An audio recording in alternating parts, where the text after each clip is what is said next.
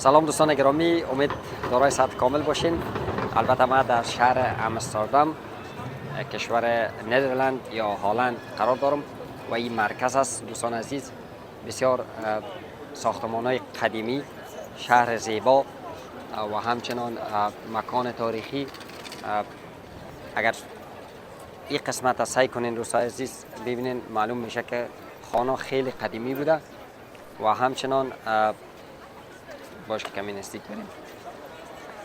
در بین او شما دوستان عزیز ببینین آب کاملا با خانه ها یکسان است، یعنی پای تک از این میکلکین پیش کنید در بین او هستی و خیلی خانه قدیمی است. ای که چطور در چه زمانی جور شده راستی من هم معلومات درست ندارم.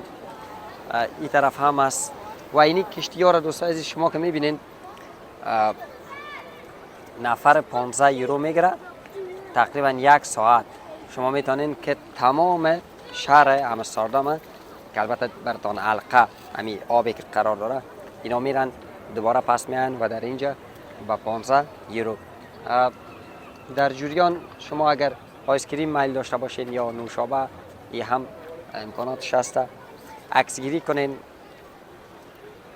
این کشتی ها ایزا زیادتر به کی به درد میخوره؟ به کسانی که یا تازه عروسی کردین و یا نامزاد هستند. اونا میتونن که بیاین در اینجا اما ماه اصل خود سفری کنن و یا دوران نوزادی خود به بهترین وجهش در اینجا سفری کنن. این طرف هم شهر است. پشتی ساختمان البته در عقب ساختمان جای بس و ترین است و با او طرف دو دانه کشتی دولتی است. البته اونا وظیفهشون چی است؟ از این مسیر در او طرف مردم رایگان نقل مکان میکنیم و وسیله نقلیه جور کردیم که کسانی که او طرف شهر هستند با این طرف شهر وصل شود. البته او در قسمت قرار داره. قابل یادآوری است دوستان عزیز که در این شهر دو چیز بسیار شهرت داره یا مشهور است. یکی کسانی که میان چرس میزنن، انواع و اقسام چرس در این شهر، البته دینی قسمت فکر میکنم این طرف هست. در این قسمت انواع و اقسام چرس است. اگر شما چرس مزار بخواین، المنت بخواین یا هر کشوری را، خب هدف از این نیست که تشویق شود برای شما که یعنی مکان چرس هست شما بیاین اینجا چرس بزنین. نه خیر، یک معلومات است که یعنی در این شهر چرس زدن کاملا فکر کنین که شما در شهر خود سیگرت میکشین یا نسوار میکشین. نه چرس کار خوبی است، نه نسوار، نه سیگرت، به خاطر که به صحت انسان مضر است.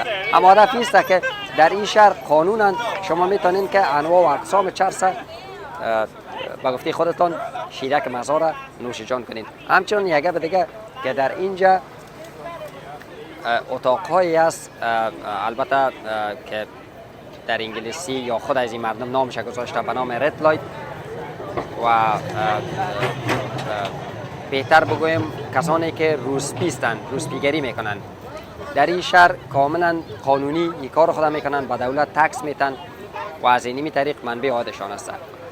شام که تاریک میشه باز اونمو چراغا که سرخ میشه، البته به نام چراغ سرخ یا رد لایت اینجا مشهور است. این دو چیز در این شهر کاملا شهرت داره و اکثریت توریستا که از 4 طرف جهان میان هدفشان زیادتر به می دو بخش می باشه که یا بریم چرس بکشیم که آزادی است انواع و اقسامش، یا بیان اونا تفریح کنن، ساتیری کنن، با دخترها برن این طرف این طرف. خب از اون قسمت هایش که البته به نام رد لایت است ما نمیخوایم تصویر برداری داشته باشیم و لازم هم نیست، اما جهت آگاهی که در شهر آمستردام چی چیز زیاد مشهور است ما براتون اینا معرفی کردم. بقیه بعضی تصاویری که از این طرف و طرف می داشته باشیم و هم زمینه همین ویدیو خواهد شد. خدا کنه که از این معلومات شما استفاده مثبت داشته باشین، نه ای که حالا فردا ببینید کلگی بدر تکتا را بو کردن گفتن میریم آمستردام بدر اونمو جایی هست معیشت هست که برقم. دوستان عزیز، منتها شهر خیلی مقبول است، تاریخی است، بخصوص اونمو بخشی که اگر شما بیاین در کشتی بشینین و با دوستانتون بساب چکر بزنین که قبلا گفتم زیادتر خوب است برای کی؟ با کسانی که تازه عروسی کردین و یا دوران نامزادی تان است که دوران نامزادی بسیار شیرین می باشد دوستان عزیز. کوشش کنید در این دوران بسیار لذت ببرین، یعنی یکی دیگر را بشناسین، وقت کافی به یکی دیگر سپری کنین و کشیدگی ها در بینتان هیچ گاهی صورت نگیره، به خاطر که از این میجا باز داستان شروع میشه.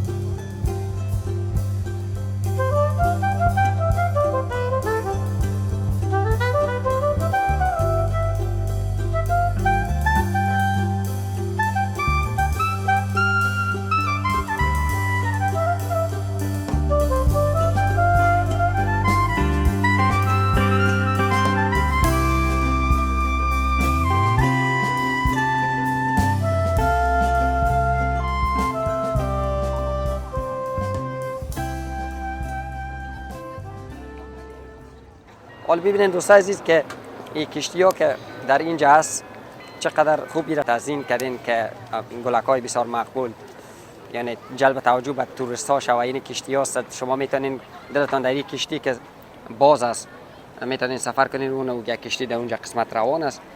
البته او کشتی را میتونین شما کرایه کنین، نفر 500 یورو است، یا میتونین که با او کشتی های دیگه که علاقه باش در پیش این گل برم که چقدر یک گل زیبا. این گل به اندازه زیباست که من میگم آمده بغلش کنم. البته بوی نداره اما زیبایی داره. با امید وقتی که در شهر کابل شاروالی البته اینمی قسم گلا را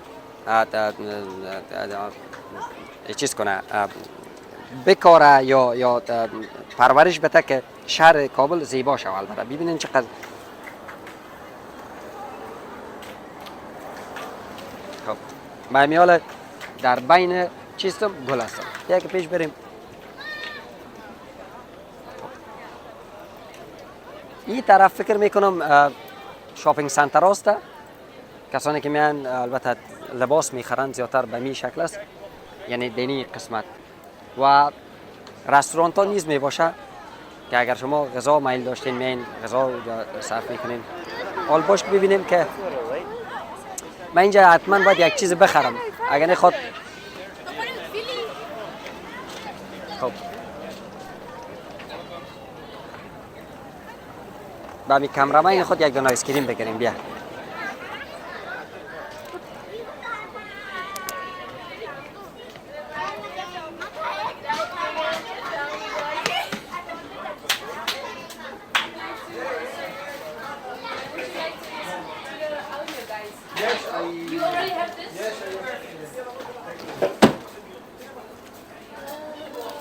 نمی درست است.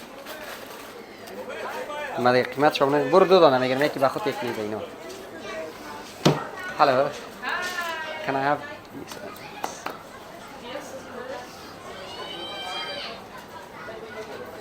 I know. It's going to be 5 euros, please. Yeah. 5 euro for two. با دو آیس کریم 5 یورو باید پرداخت کنیم. It's not free? No free? Want your seat? No, thank you. All right. Yeah, thank you so much. اینه یک دونم به شما. یک دونم به شما.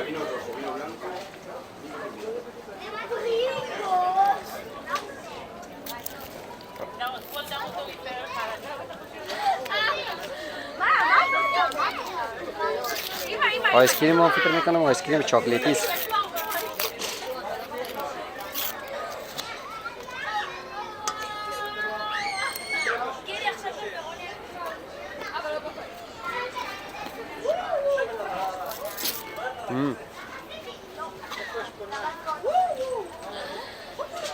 این صفحه که دوستان میبینید نیا منتظر کشتی هستند.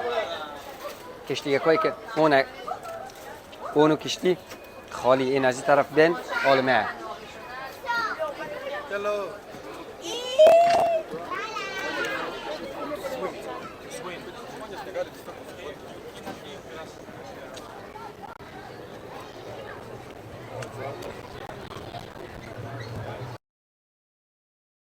عزیزانم این همی کشتی است که پیشتر دربارش تشریحات میدادم. با 15 یورو یک ساعت شما را یک ساعت بیشتر تمام شهر آمستردام در بین آب گردشگری میکنه. شما میتونید که ساختمان های مختلف مکان های مختلف ببینید. خیلی لذت بخش است. خب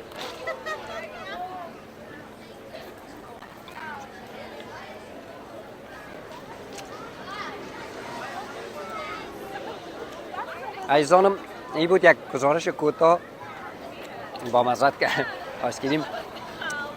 دوستان عزیز این بود یک گزارش کوتاه از شهر آمستردام در قسمت کشتی سواری چارلز و یا رد لایت و این آیس کریم هم نوش جان کردیم.